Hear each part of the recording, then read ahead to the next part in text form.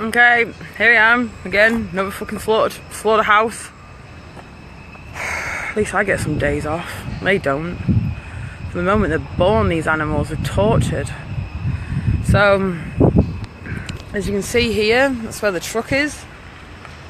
We're getting them off that truck, they load them in, then they go in there, and then they'll go into like holding bays, and then they'll be cattle prodded, punched, kicked. All pretty common practice, sadly. And these animals aren't dumb. They're the most fourth intelligent animal on this planet. They know they're gonna die. Right now, all I can hear is them screaming. Animal lovers, I'm calling out to every single one of you. Do the right thing by this. Do the right thing by the animals. And even if you don't like animals, you don't have to pay somebody to abuse them for you. It's time we wake up. Like, what did they ever do wrong to us?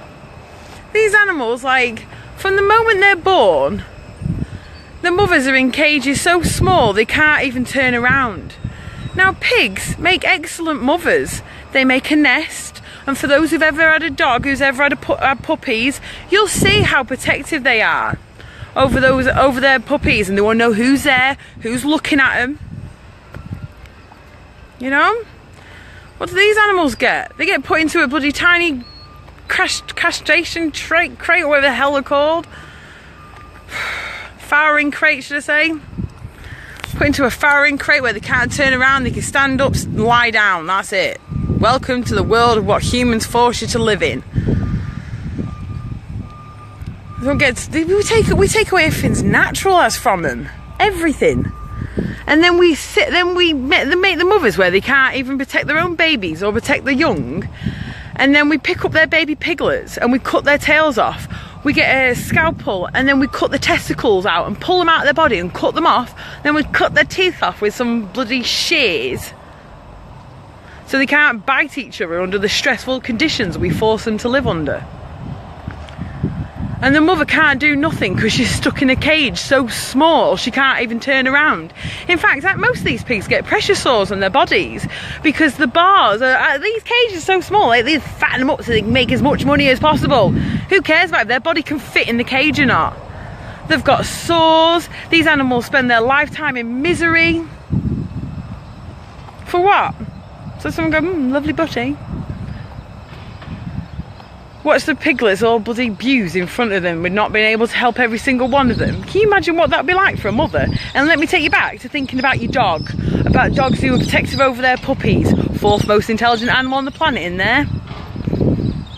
First day of sunlight, last day of sunlight. Sat in a cage most of your life, so small you can't even turn around.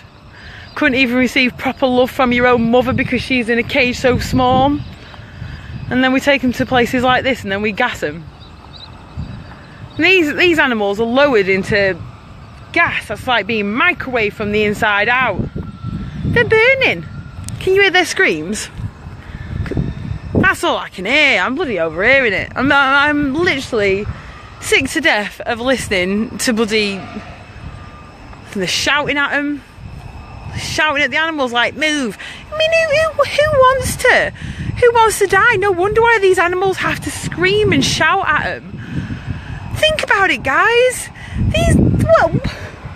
At what point in humanity did we condemn it okay to treat other living beings that we share this planet with? A lifetime of suffering. A lifetime of suffering from day one. Do you know there's people who've been into farms and took pictures of these farrowing crates where their mothers have like fell down, landed on the baby piglets, and where the bodies have snapped in half, and their insides are hanging out of the bum. And the animal has to sit there and suffer until it dies. What's better? Die like that or die in a gas chamber with your friends and family, screaming and thrashing around in pain?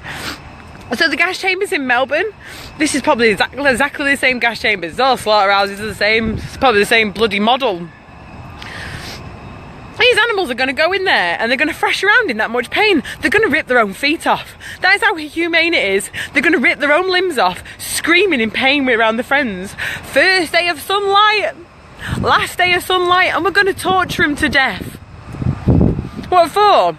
So a so-called animal lover can go, I just ate this butty in 5 minutes. Yeah, well done. You're like an animal lover there, don't you? Your actions need to... Your actions... Oh, God, their screams.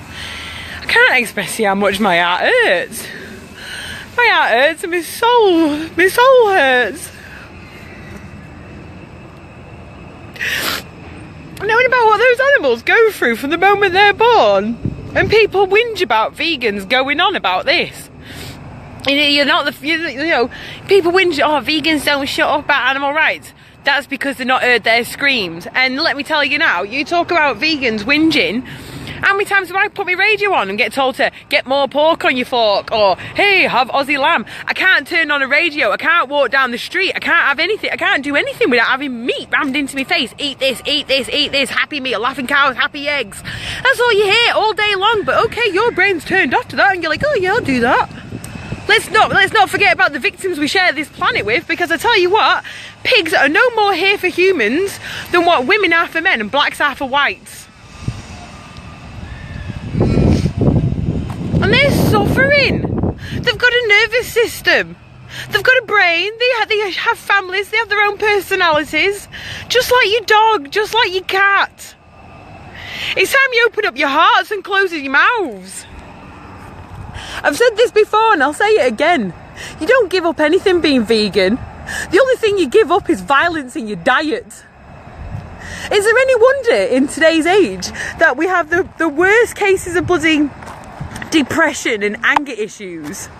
Think about it. Depression and anger issues. Are you surprised? What are you putting in your mouths all day? Think about it. You're putting misery, fear and anger inside of you. You put that in there, it's got to come out some way, hasn't it?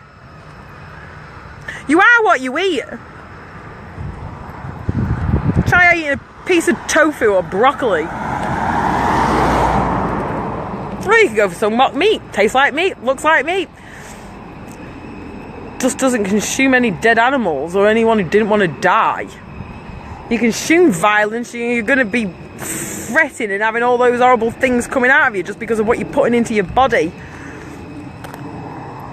There's a Japanese scientist, and you can do this experiment yourself. In fact, I'm asking every single one of you to do this experiment yourself. You get a jar of water so big, you put a bit of rice in it, about this much rice, jar from about here to here, put the word sad on it. And then you tell that jar to about 3 to 5 minutes all the things that make you sad.